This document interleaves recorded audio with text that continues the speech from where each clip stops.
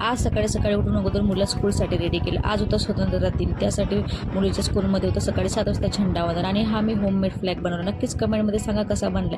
त्यानंतर मी घरातली कामं आटपून घेतली. तर आज स्वतंत्रता दिनच नाही तर आज जन्माष्टमीसुद्धा होती. त्यासाठी सर्वांच्या घरी आज देवपूजा वगैरे जन्माष्टमी. तुम्ही कशी जन्माष्टमी सेलिब्रेट करता नक्कीच कमेंटमध्ये सांगा. त्यानंतर मी देवपूजा आटपून घेतली छान अशी. आणि आज तशीचं काही मूड नव्हतं माझ्यासंग देवपूजा करायचं. मी आपली देवपूजा दिवाबत्ती लावून घरी देवाचं नामस्मरण केलं.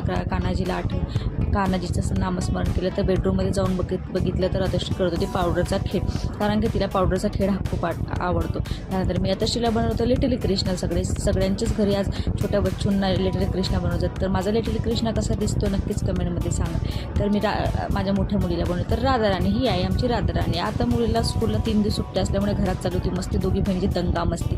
तुम्ही कशी जन्माष्टमी नक्की सेलिब्रेट करता नक्कीच कमेंटमध्ये सांगा. भेटूया नेक्स्ट व्लॉगमध्ये. Bye bye.